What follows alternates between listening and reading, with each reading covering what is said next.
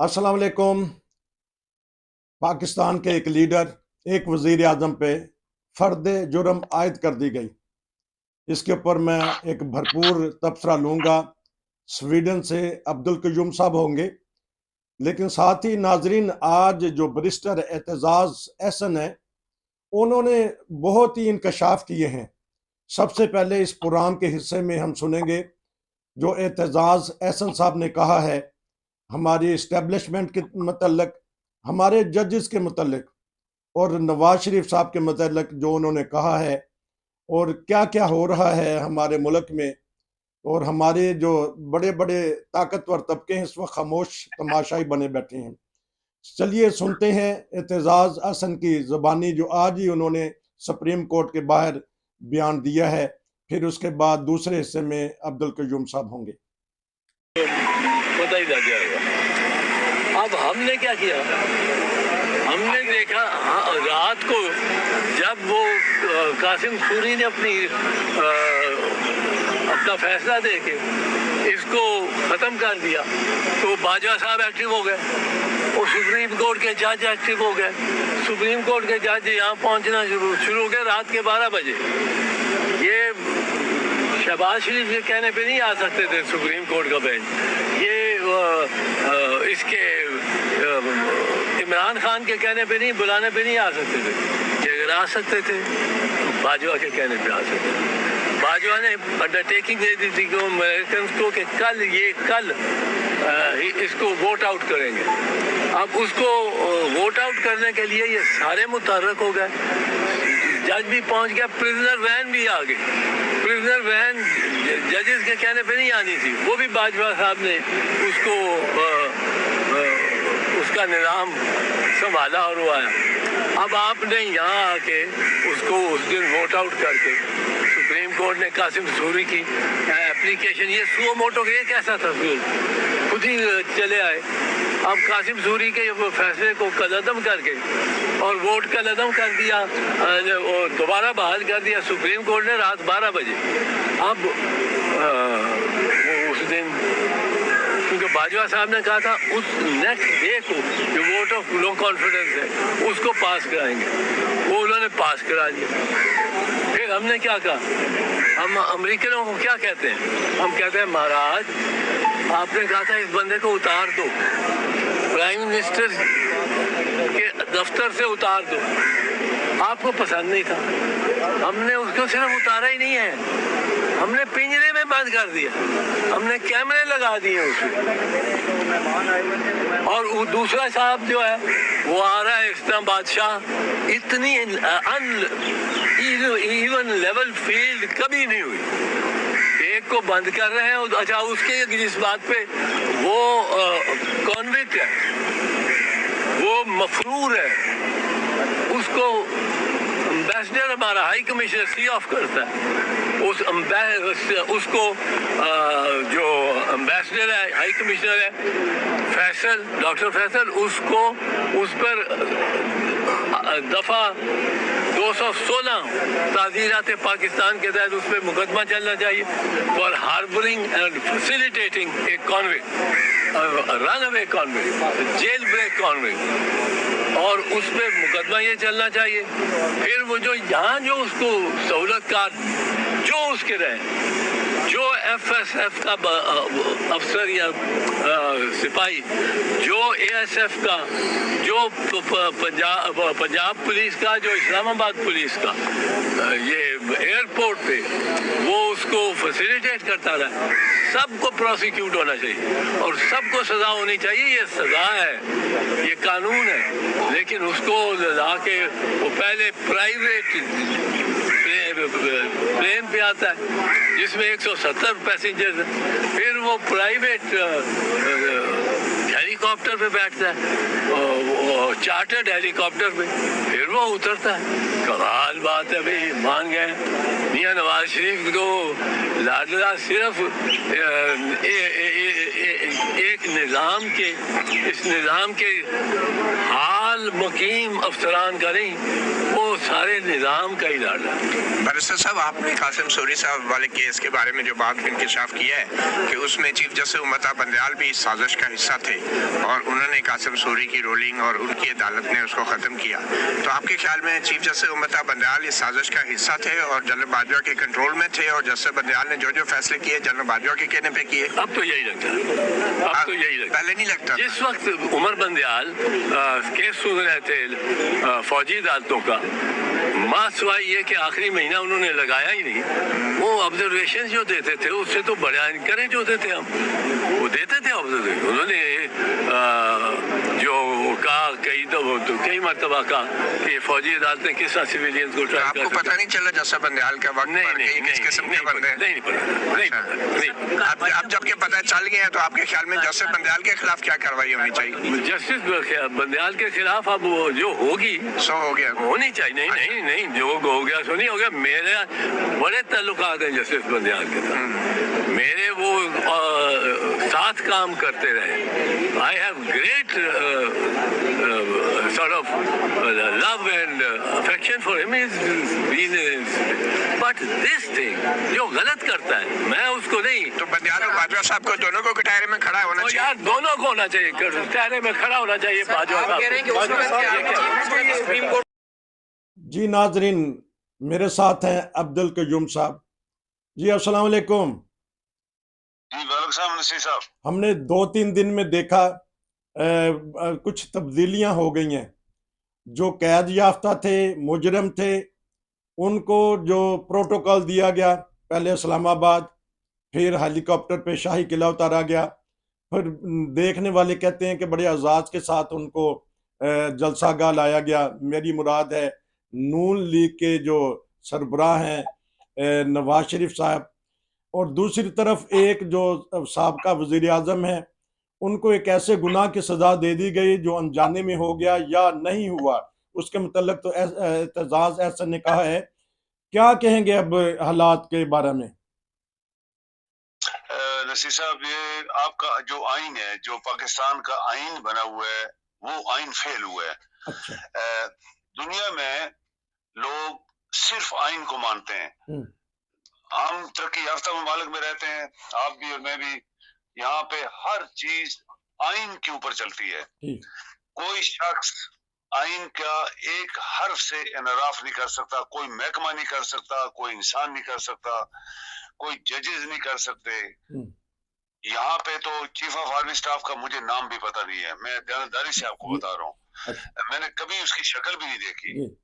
ये जो हमारा पाकिस्तान है, उसकी क्या बदबख्ती बन गई है कि एक चीफ ऑफ आर्मी स्टाफ जो कि एक मिनिस्ट्री डिफेंस के अंडर एक नौकर होता है, उसको 3 साल के लिए अपॉइंटमेंट मिलती है सिर्फ कि तुम 3 साल के लिए चीफ ऑफ आर्मी स्टाफ बनोगे, 3 साल तुमने आर्मी चलानी है। जैसे बाकी सब डिपार्टमेंट में नेवी आपकी चल रही है। देखा ना, कभी सुना है आपने नेवी का नाम? मुझे अभी तक पाकिस्तान नेवी के सरबराह का नाम याद नहीं है, ना मुझे एयरफोर्स का पता है कौन चीफ ऑफ एयर स्टाफ है।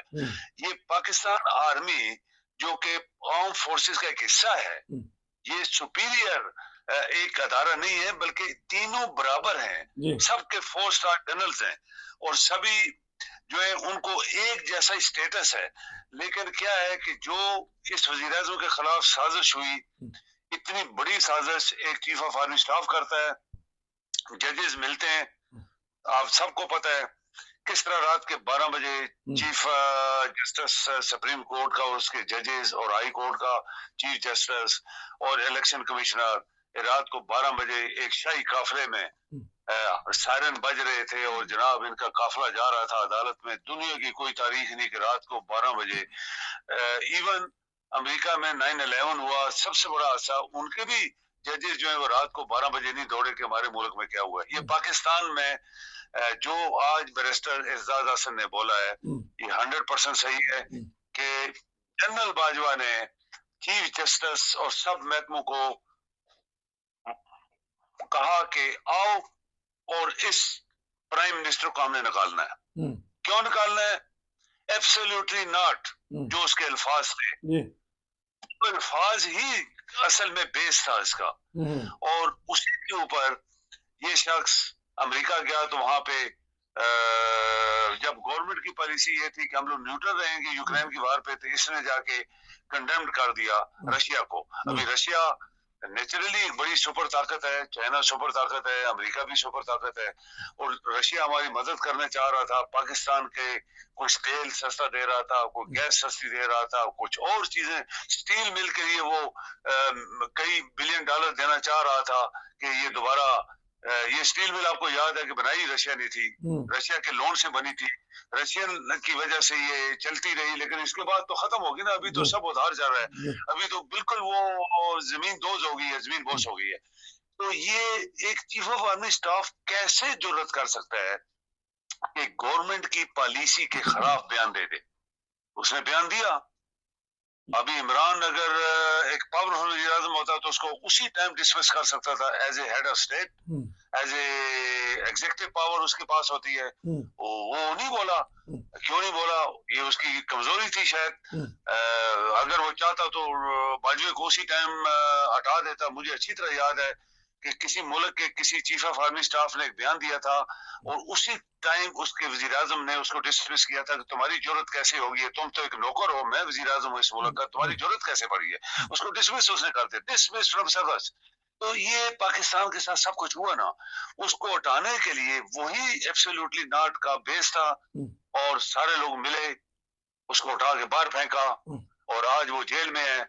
वो शख्स जो खरबों रुपए पाकिस्तान के खा गया, उसकी फैमिली खा गई, उसका भाई, उसके बेटे, इनकी बेटियां, इनकी बीवियां खा गई।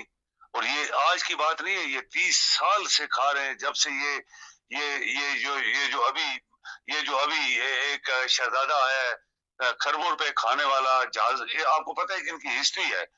ये आपको मिनिस्ट्री ऑफ फाइनेंस को पाकिस्तान का जहाज भेज के मंगवाया गया कि पाकिस्तान के हालात खराब है फाइनेंसिस में, तो इसको ठीक कर। उसने क्या किया? कुछ भी नहीं, उल्टा और बड़ा बेड़ा घर कर चला गया, करोड़ों रुपए जहाज भेजा, वापस आया उसको उठा के।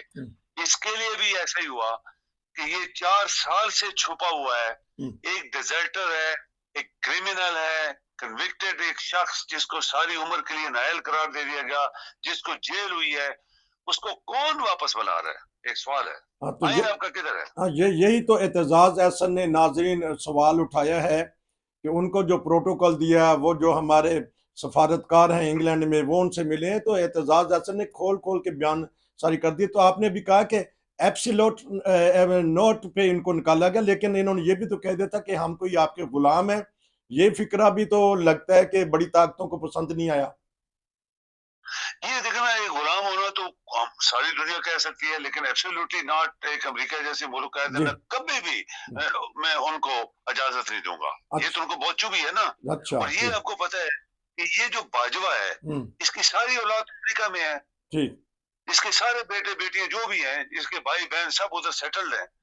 और ये एक बहुत बड़ा साने है पाकिस्तान की हिस्ट्री में। ये तमाम लोग जो मैंने पढ़ा है कि तमाम वो ब्रिगेडियर्स, कर्नल, जनरल जब वहां कोर्स करने जाते हैं, तो वहां पे फिर ये लोग वहां जाके सेटल होने के ख्वाब देखते हैं और फिर वहां के अथॉरिटी से मिल मिला के अपने बच्चों को, बीवियों को वहां भेजते हैं, सेटल करा देते हैं। आपको पता है जितने जनरल्स हैं, पॉसिबली, मैं अगर गलत नहीं हूं तो मैंने पढ़ा है ये कि बिल्कुल, ये असल में अखबारात में आ चुका है। ये बताइएगा, फर्द जुर्म आयद हो गई है, तो अब क्या होगा आलमी सतह पे, मुल्की सतह पे? 2-4 मिनट में इसके ऊपर तबसरा कीजिएगा। देखिए, फर्द जुर्म तो किसी के कहने पे हो रहा है ना। एक जनरल के कहने के ऊपर उसको रातों रात उसकी हुकूमत खत्म करवाई, उसी के कहने के ऊपर उसके खिलाफ केस बनवाए गए। क्या क्या केसेस, 200 केस कभी आपने पढ़ा है हिस्ट्री में, दुनिया की किसी हिस्ट्री में किसी भी वजीर आज़म के खिलाफ 200 केस बने हो? इसके खिलाफ किसने बनवाए? आपको पता है।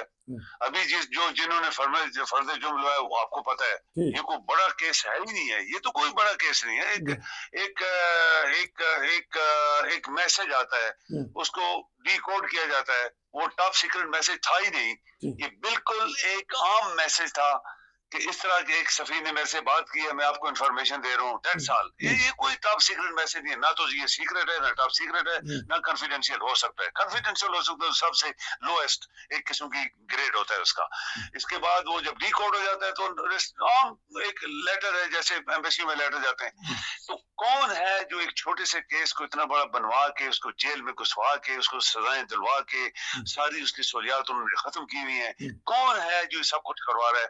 ये पाकिस्तानी कौम जानती है, आपके वकला हमसे ज्यादा जानते हैं, आपके जजेस हमसे ज्यादा जानते हैं, लेकिन आपके जजेस जब बिक जाएंगे तो फिर हर बंदा वहां पे फंस जाएगा। अच्छा, जजेस बिक जाएंगे। अच्छा, जजेस नहीं बिकेंगे, डर जाएंगे या डर जाएंगे या बिक जाएंगे, ये थोड़ी सी तशरीह कर दीजिएगा। नहीं जी, बिक जाएंगे। अच्छा। ये तो आपको पता है कि मैंने इस नवाज शरीफ की एक हिस्ट्री पढ़ी है, जिसमें उसने जब ये इसके ज़ियाउल हक के जमाने में ये मिनिस्टर ऑफ फाइनेंस था पंजाब का, इसने पूरा पैसा पंजाब का इस्तेमाल करके जो इसके पास होता था, इसने उस जमाने से 30-40 साल पहले से ये प्लानिंग बना के ये सारा पैसा इसने जजेस खरीदे, जजों को प्लाट दिए, जजों को गाड़ियां दी, जजों को क्या क्या दिया। इसने तमाम इंस्पेक्टर पुलिस के भर्ती किए जो आज बड़ी बड़ी पोस्टों पे बैठे हैं। वो क्रिमिनल लोगों को इकट्ठा किया, उनको इंस्पेक्टर बनाया, पुलिस में भर्ती किया, जो आज लोगों को मार रहे थे लाहौर में, आगे पीछे इस्लामाबाद में, ये वही है जो इसने भर्ती किए थे। इसने हर वो काम पाकिस्तान के खिलाफ किया। ये शख्स जो क्रिमिनल है, बहुत पुराना क्रिमिनल है, और वो आज उसको फिर बड़ी इज्जत के साथ वापस बुला लिया गया। ये तो दुनिया की तारीख नहीं है, दुनिया में लोगों के कान खड़े हो गए। ये पाकिस्तान, इसीलिए आपका पाकिस्तान नहीं चला। ये बात याद कर लें नसीर साहब, आपका मुल्क आज तक किसी वजह से नहीं चला कि आपको मुल्क को चलने के लिए लोग जो है वो चलने ही नहीं दे रहे। जैसे आज 2-3 वाक़े, एक को आप अंदर कर रहे हैं, दूसरे को एक शाही बादशाह समझ के शाही खानदान का एक फर्द समझ गया था। क्योंकि आपने आइन से शुरू किया था, तो इसी पे आप ख़त्म कर दें कि अगर मुल्क ने तरक्की करनी है तो ये आप ही के अल्फाज में कहना चाहता हूँ कि आइन रहेगा, आइन के ऊपर, इंसाफ के ऊपर हुकूमतें चलती हैं। आज फ़र्द जुर्म तो आयद हो गई है, तो लेकिन इंसाफ का तकाजा बहुत कुछ कहता है। तो नाजरीन, क्योंकि अब्दुल कयूम साहब, सबको दुख तो है कि एक लीडर को, एक वज़ीर आज़म को, पाकिस्तान के वज़राए आज़म को बड़ी अजीब गरीब तरीके से निकाला गया। अभी हमने एक प्रोग्राम किया था, भुट्टो साहब को भी निकाला गया, जनेजू को निकाला गया, बेनज़ीर को निकाला गया, नवाज शरीफ को निकाला गया, अब इनको निकाला है। तो आखिरी 1 मिनट है, अगर आप मिला जुला कोई तबसरा करना चाहें कि क्या देख रहे हैं आने वाले दिनों में, 1 मिनट में। देखिए, पाकिस्तान में मैं आपसे नसीर साहब, मैं ईमानदारी से कह रहा हूँ, पाकिस्तान 75 साल इसी वजह से नहीं चला कि पाकिस्तान के आइन को चलने नहीं दिया गया, आइन को माना नहीं गया, आइन को उठा के कूड़े में फेंका गया, और आपके जजेस जो थे वो बेबस हो गए।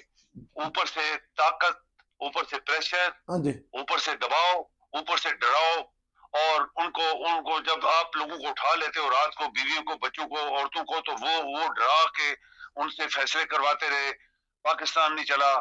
और अगर ये सिलसिला चलता रहा तो आपका पाकिस्तान कभी क्या 75 साल, क्या 75-100 साल भी नहीं चलेगा, अगर जब तक आपका आइन पावरफुल नहीं होगा और जजेस आपके निहायत दयानतदारी से उस आइन को मनवाएंगे नहीं कौम से और लोगों से, अदारों से, आपका मुल्क नहीं चलेगा। बहुत शुक्रिया आपका, आपने एक जबरदस्त बात कह दी है कि अगर आइन के मुताबिक हमारी अदालतें फैसला दें तो हमारा मुल्क तरक्की कर सकेगा। आपका बहुत शुक्रिया। फिर मैं आपसे दोबारा तबसरा लूंगा। नसीर को इजाज़त दीजिए। अस्सलाम वालेकुम। शुक्रिया जी।